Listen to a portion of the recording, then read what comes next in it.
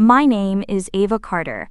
I built Carter Innovations from the ground up, turning a garage idea into a billion-dollar tech empire. I was the face of resilience, of perfection. But that was before the crash. Before 6 months vanished from my life like a deleted file. Before I awoke to find my world no longer mine. I opened my eyes to the sterile hum of machines and the scent of antiseptic. The ceiling was unfamiliar, too white, too smooth. My throat burned, and when I tried to speak, all that came out was a dry rasp. A nurse rushed in, her voice calm but hurried, calling for someone. Then light footsteps echoed, and a familiar figure entered the room. Daniel, my husband, or he had been. He looked older, or maybe just tired. His perfectly combed hair had more gray at the temples. He didn't run to me. He didn't fall to his knees in relief. He just stood there, frozen, like a man seeing a ghost. "Daniel?" I croaked. His lips parted, but no words came. Eventually, he forced a nod and whispered, "You're awake." Not, "Thank God." Not, "I missed you." Just, "You're awake." The nurse said I had been in a coma for nearly 6 months. A traumatic brain injury. They had almost given up hope. The accident, they said, was a single-car incident. I swerved off a bridge late at night. No one could explain why. I remembered nothing. Daniel stayed for less than 15 minutes. He gave a polite update about the company. Things were stable, and said he had a flight to catch. His eyes darted around the room, never truly meeting mine. I should have known then. When I was finally discharged 2 weeks later, my driver took me to what I expected to be my home. The gate still bore our initials, D and A. The roses I planted last spring bloomed across the garden walls. Everything looked the same, until the front door opened. A woman I had never seen before stepped out, wearing one of my silk robes. My robe. Her eyes widened in panic when she saw me. "Who are you?" I asked. But she didn't answer. Her gaze locked on mine as if she'd seen a ghost. Then Daniel appeared behind her, his shirt half-buttoned. "Ava." "I can explain," he said, his voice full of something resembling regret, but not quite. The woman slowly backed away, clutching the robe tighter. Daniel cleared his throat and dropped the bombshell with surgical precision. "This is Lila, my wife." Wife! The word echoed in my skull like a gunshot. I didn't scream. I didn't faint. I just stood there, paralyzed, watching my former life unravel in front of me like a twisted dream. He had moved on. While I was suspended in unconsciousness, he had written a new chapter, without me. They let me inside out of guilt, or perhaps pity. My clothes, my photos, my possessions, gone. My name had been scrubbed from the house. The portrait above the fireplace, once a wedding photo, now showed Daniel and Lila on a beach somewhere tropical. Sun-kissed, smiling, married. That night I lay in a guest room that used to be my home office. I stared at the ceiling, the same way I had in that hospital bed, except now, I was fully awake. And I wasn't going back to sleep. 2 weeks after returning from the hospital, I stepped into Carter Innovations for the first time since the accident. The building bore my name, 10-foot-high letters carved into glass, reflecting the skyline I once ruled. But walking through those doors, I felt more like a ghost than a founder. Eyes followed me, some wide with disbelief, others masked with forced politeness, unsure what my presence meant. I smiled at no one in particular, not because I was happy to be there, but because I knew everyone was watching, and I wanted them to feel unsettled. Daniel had made no formal announcement about my return. In fact, he'd made it painfully clear during a curt private conversation that the board isn't sure how involved you should be yet, given everything. Translation: I was to stay quiet and invisible, but I had no intention of disappearing. That morning, the company was hosting a media-covered event, a product unveiling that I'd started development on months before the crash. Daniel had rebranded the campaign under his leadership. I was invited out of obligation, seated in the front row like a retired monarch. As the presentation began, I stayed composed, nodding occasionally for the cameras. Then, halfway through the slideshow, Daniel stepped on stage with his usual smooth delivery, thanking key team members for their roles. And of course, he said, none of this would be possible without the woman who brought elegance, drive, and grace to this campaign, Lila Carter. Applause filled the room. Then she stepped out. Wearing my signature shade of crimson, hair in a sleek bun, just like I used to wear it. Her posture, spine straight, chin lifted, mimicked mine down to the detail. She didn't just marry my husband, she was studying me, rehearsing me. I stood. Everyone turned. Silence. Daniel's jaw twitched, and then she saw me. Lila froze mid-step, her eyes locked on mine. Wide, glassy. Her breath hitched. One hand clutched her tablet so tightly her knuckles turned white. Is something wrong? Daniel muttered behind his smile, teeth barely moving. But Lila wasn't listening. She whispered, almost to herself, yet just loud enough for the two front rows to hear. She's my CEO. Gasps rippled across the crowd. A few heads turned between us, trying to put together what they had just heard. I smiled. This time, not to unsettle. This time, to assert. Lila, I said calmly, nice to meet you. Or, should I say, welcome to my company. Daniel stepped forward to smooth things over, brushing it off with a nervous laugh. It's been a long week for all of us. We're thrilled Ava's back on her feet. But the moment was already scorched into everyone's minds. That night, after the cameras left and the speeches ended, I passed Lila in the executive hallway. She stood outside my old office, now hers. I paused beside her, close enough to smell the same perfume I once wore. You looked rattled today, I said quietly. She didn't respond, just stared straight ahead. You'll find that this place can be unforgiving to the unprepared, I added, and walked away. Behind me, I didn't hear her breathe. When you lose 6 months of your life, you don't just wake up and move on. You wake up into a nightmare of missing pieces and the terrifying silence of people who don't want you to remember. Every day after my return, the questions clawed at me like something alive. What had really happened the night of the crash? Why had no one filed a police report? Why did Daniel act more like a man protecting a secret than welcoming back the love of his life? So I did what I've always done best, I observed. Quietly, meticulously. My first step was retrieving my medical records. On the surface, everything looked normal. Coma, blunt force trauma, minor internal bleeding. But there were inconsistencies in the logs. Pages missing. Not redacted, just gone. Worse, when I asked for the original paramedic report, I was told it had been misplaced. Apparently, there was no copy of the 911 call either. The car, my midnight blue Tesla, had been declared totaled. I hadn't even known it was gone until I asked to see it. Daniel told me, with that charming corporate calm, the insurance handled everything. You wouldn't want to see it anyway. But I did want to see it. I needed to. Eventually, I located the tow company that had recovered it from the crash site.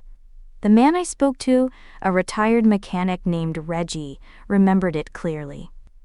He had recognized my name and found it strange no one had asked about the car's condition until now. I didn't tow no drunk wreck, Miss Carter, he said, his voice low and cautious. It was sabotage. My stomach turned. He described sliced brake lines. Clean cuts, no rust, no wear, sabotage. And yet, the official report, filed with the Department of Transportation, listed the brakes as failed due to overuse. Who changed the file? And more importantly, why? The next surprise came from my financial team. My estate manager, Claire, informed me in passing that the transfer didn't go through. I blinked. What transfer? Claire froze. She fumbled through her tablet, stammering that Daniel had initiated a partial transfer of my company shares 3 days before the accident. Supposedly, I'd authorized it via encrypted signature. Except I hadn't. Ava Carter does not make billion-dollar decisions via PDF. Daniel must have assumed I wouldn't survive the crash, that I'd vanish neatly from the picture, allowing him to quietly inherit my empire, shares, title, and legacy. But here I was, breathing, asking questions. I spent the next few nights sitting alone in what used to be my office, now Conference Room B. I studied the timelines. I pulled my emails from backup servers. I reviewed every calendar appointment from the week of the crash. The day of the accident, there was a meeting on my calendar that had been deleted. The last person to see me alive? Daniel. He said I'd called him that night in a panic, that I'd sounded off, emotionally unstable. It was his subtle way of planting seeds, trying to frame my crash as a suicide. But I know myself. Even drugged and disoriented, I wouldn't have driven off a bridge. No. Someone wanted me gone, someone I had trusted. Trust is a currency more fragile than any fortune I've ever built. And the moment I started asking questions, I saw how quickly those I once relied on began to flinch, including Daniel. But there was one person who hadn't wavered, Marcus Hale. Marcus had been my legal advisor since my second funding round, back when Carter Innovations was just a handful of engineers working out of a leased warehouse. He was sharp, meticulous, and, most importantly, loyal. He came to see me late one evening long after the office lights had dimmed and the halls had gone quiet. We sat in a small side room, the one now labeled Team Lounge, with files spread across a round table between us like a poker game neither of us wanted to play. "I've done some digging," Marcus said, tapping a folder with his pen. "None of this makes sense on the surface. But under it? It stinks." Inside the folder was a copy of a forged amendment to my will. Not a draft. A finalized document, complete with a near-perfect replica of my signature. It granted Daniel majority control of my shares and named him as executor of my personal estate. The date? The night of the crash. "They tried to slip this through probate," Marcus said, "but it triggered a legal freeze when your vital status updated from deceased to critical. Someone declared you dead, Ava, before your heart even stopped." I felt sick. The signature wasn't mine. It was close. Damn close. But there was a flaw in the flourish of the C, a hesitation in the downstroke. Whoever had forged it didn't know I stopped signing with my maiden flair 2 years ago, after the acquisition of Stratus Tech. "Who?" I asked. Marcus hesitated. Then he slid me another folder. Inside, call logs between Daniel and Lila before the crash. Burner numbers. Coordinated timestamps. Hotel receipts from a weekend conference neither of them were supposed to attend. "They weren't just involved," Marcus said. "They were together." I stared at the names, the dates, the unspoken implications. Daniel didn't fall for Lila after the accident. He brought her in while I was still alive, still breathing, still fighting to build the company that he now chaired as if it were his own.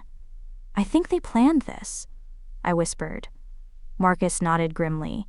"I do too." But then came something worse. Marcus pulled out a USB drive, tucked inside a labeled envelope. Confidential HR backlog. A digital trail, showing access to internal employee files, had been granted to Lila weeks before her official start date. She had reviewed my executive team, my daily habits, my schedule, even my security clearance preferences. She had studied me. "What do you want to do with this?" Marcus asked. I looked at the evidence spread across the table. Betrayal in ink. Lies printed in high-resolution detail.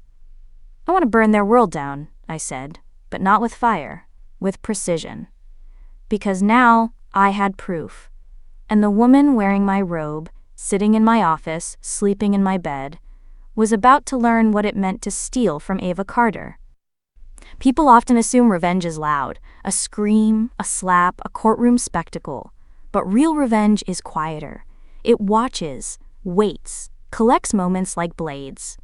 Lila Carter was unraveling. Not on the surface, of course. Outwardly, she remained poised, polished, and disarmingly sweet, the portrait of modern elegance. But I knew how to spot cracks. And she was full of them. The charity gala was her idea, a company-sponsored fundraiser for education tech. Polished speeches, champagne, press coverage. A platform for Daniel and Lila to posture as the new power couple of Carter Innovations. I decided to attend, not as a guest, as a storm. That night I wore a black gown so sharp it looked like armor. My hair swept back in the same style Lila had begun mimicking. If she was going to wear my life, I would make her feel the original in the room. I arrived late, intentionally, and as I descended the marble staircase into the glass atrium, a hush rolled through the crowd. Conversations faltered. Forks clinked against half-raised wine glasses. And there she was, Lila, frozen halfway through a toast. Her smile held, but just barely. Her hand trembled as she raised her glass. "To second chances," she said, locking eyes with me. I smiled, raising my own. "To remembering who you are," I replied. Daniel, standing beside her, visibly tensed. For most of the evening, I stayed on the fringes, speaking to board members, longtime investors, shaking hands, reclaiming my space without needing to shout. But then I saw them, Lila and Daniel, slipping away from the crowd and into the eastern corridor of the venue, a hallway that led to the private terrace. I followed, quiet as breath. I stopped just before the corner and pressed myself against the wall. Their voices weren't loud, but they were sharp, urgent. "She's watching us," Lila hissed. "Why did you invite her?" "I didn't," Daniel snapped. "The board did. She still owns controlling shares, for now." Lila exhaled hard, the brittle edge of her composure starting to splinter. "You said she wouldn't wake up, Daniel. You said I wouldn't have to see her again." Silence, the kind that says too much. I closed my eyes, memorizing every word, every tone. There was no more ambiguity now, no more doubt. They hadn't just moved on while I slept. They had planned for me to never wake up. Suddenly, footsteps approached. I stepped back as Lila emerged alone, face composed, though slightly flushed. She nearly walked into me. "Oh," she gasped, startled. "I didn't realize anyone was here." "You were right," I said softly. "About what?" I stepped closer, close enough that she could smell the jasmine on my skin, the same scent she had recently begun wearing. "That I'm watching you." Her mouth twitched into a tight smile, but her eyes flickered with fear. She walked away quickly, and I stood there for a long while, breathing in the night air. The stars above shimmered like secrets waiting to be found. The new Mrs. Carter was showing cracks, and I had every intention of tearing them wide open. In every story of betrayal, there's a secret buried deep. One that, once uncovered, changes everything. For me, that secret wasn't in the present, but in the past. And it had a name I hadn't heard in years: Liliana Graves. After the gala confrontation, I was certain Lila was no mere opportunist. Her calm was a mask, her smiles calculated. She knew too much about me, about my company, about my life.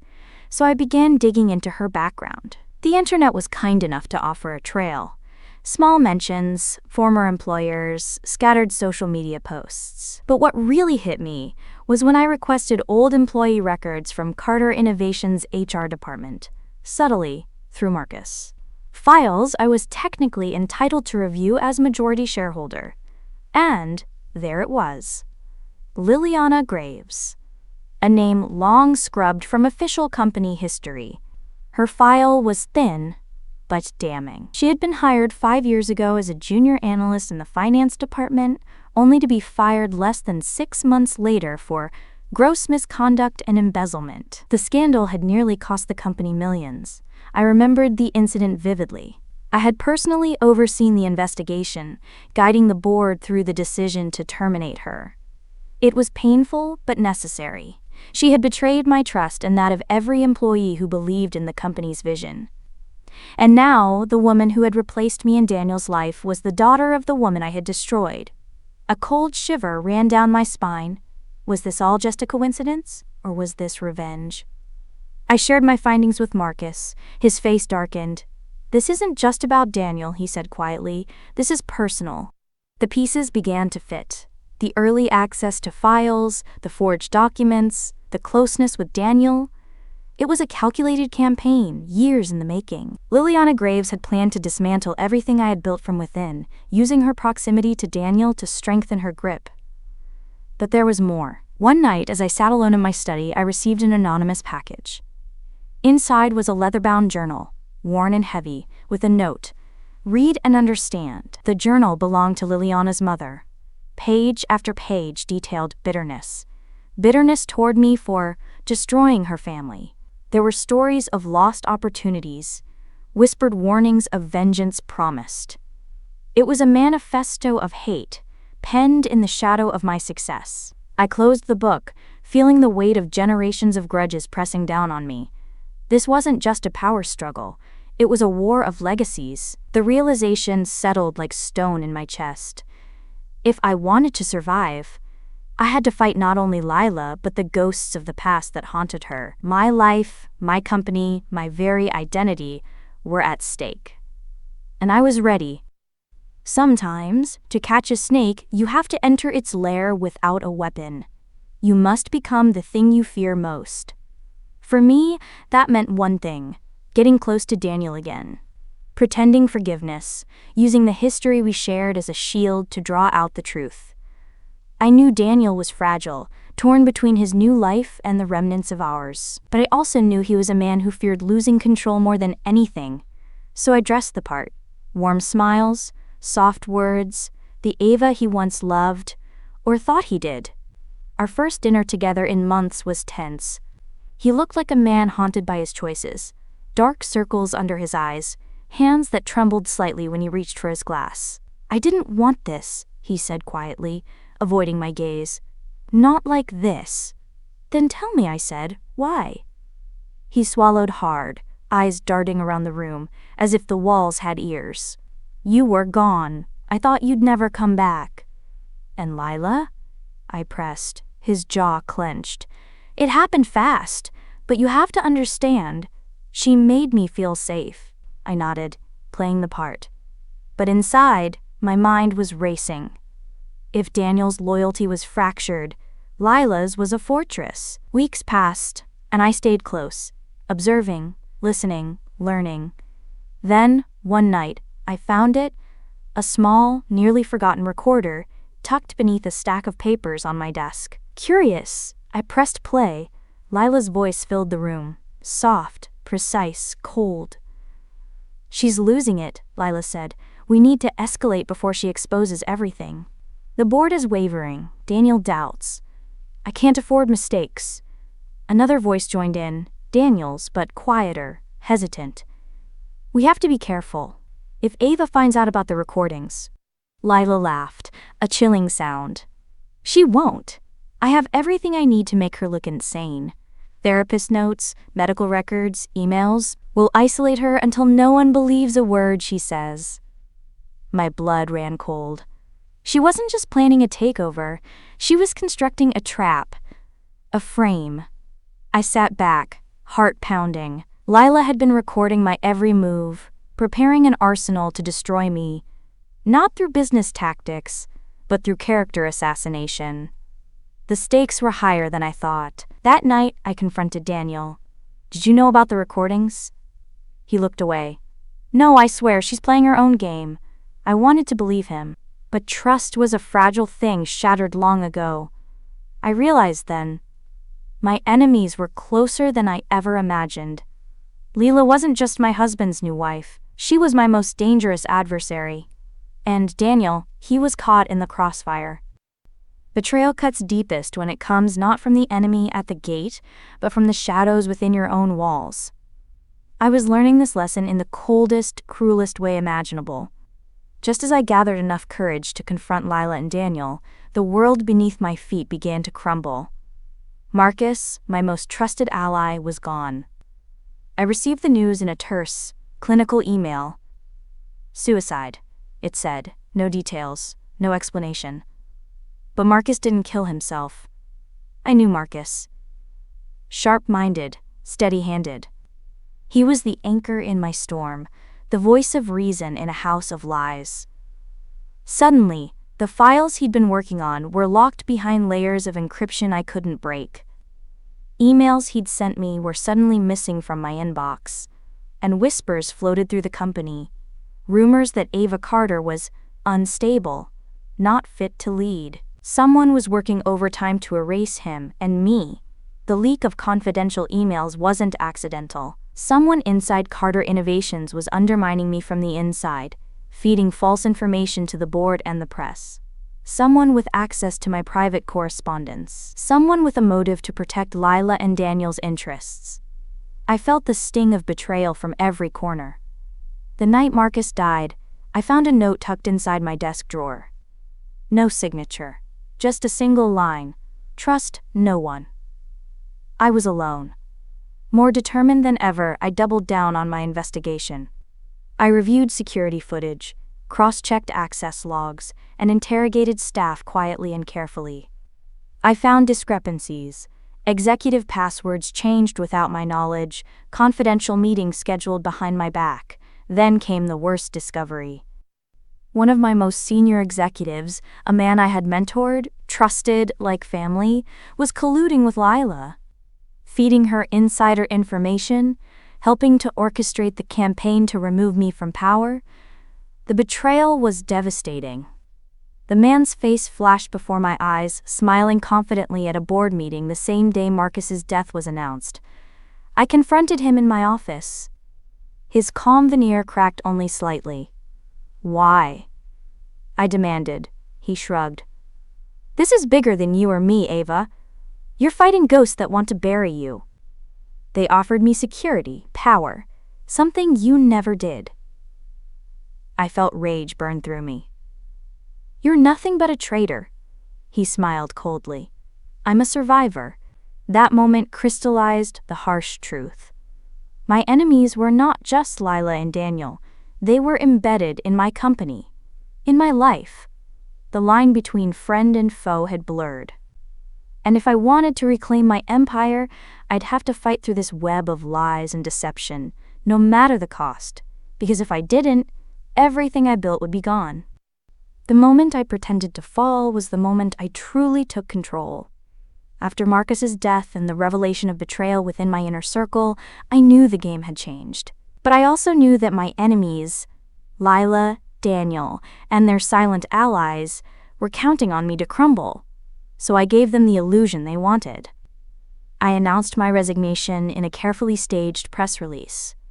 I let the world believe Ava Carter was broken, defeated, a shadow of her former self. The headlines called it a dramatic fall from grace, the tragedy of a once great CEO undone by scandal and mental instability. Behind closed doors, I was anything but broken. I crafted a plan, a trap designed to expose the traitor hiding behind the curtain. My secret weapon was a fake acquisition deal. I floated rumors of a lucrative buyout from an offshore tech conglomerate, complete with forged documents, staged meetings, and carefully planted leaks. The bait was irresistible. Lila and her accomplices took it. I watched as they moved quickly to sabotage the deal, desperate to ensure it failed, and to cover their tracks before the truth came out. Meanwhile, I stayed hidden in the shadows, watching every move, listening to every whispered conversation. The board was split, tensions running high. Investors called for clarity. Employees whispered of impending chaos. Then came the moment I'd been waiting for. A confidential memo surfaced, leaked to the press, seemingly by accident, detailing falsified therapy records, designed to paint me as mentally unfit to lead. The source? Someone with access to my medical files. The board demanded an emergency meeting. I arrived unannounced. The room fell silent as I entered, my presence impossible to ignore. I laid out the evidence, proof of the forged will, the tampered car brakes, the secret recordings, and the internal betrayal. One by one, the conspirators' faces drained of color. Lila's confident mask cracked first. She whispered fiercely, "You can't prove any of this." But I had them. A sudden hush fell over the room as security footage revealed the executive who betrayed me meeting secretly with Lila, the encrypted emails exposed, and the audio recordings played back to every attendee. The trap had sprung. Lila's eyes darted to Daniel, who avoided my gaze. The final blow came when I presented a recording of Lila instructing an assistant to falsify therapy notes and manipulate board opinions. The room erupted into chaos. The board voted to launch an independent investigation. Legal proceedings began. But just as victory seemed within reach, Lila reached into her purse and pulled out a gun. A desperate last act. The room froze. The air in the boardroom was thick with tension, a volatile mix of shock, anger, and disbelief. As I stood at the center, armed with evidence that shattered the carefully crafted illusions of betrayal and deceit, the room felt like a battlefield.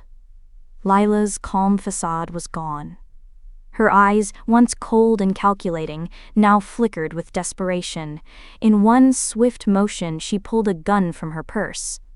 A move so reckless it stunned everyone into silence. "Enough," she hissed, voice trembling but fierce. "If I can't have it all, no one will." Chaos erupted.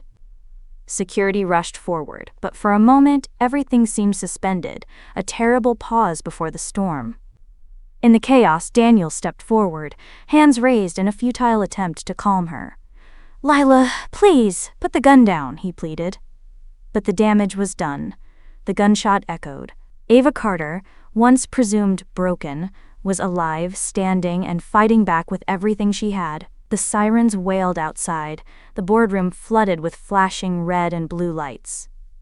But then came the most shocking twist. As paramedics tended to Lila, still trembling and clutching her abdomen, she gasped out words that froze the room. "I'm pregnant. Daniel's baby." A silence so profound it was almost deafening fell. Daniel's face turned pale, eyes darting around like a trapped animal.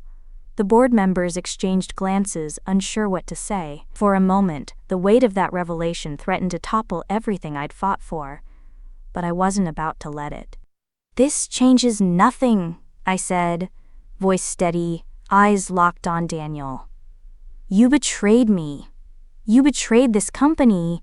And no child can rewrite that."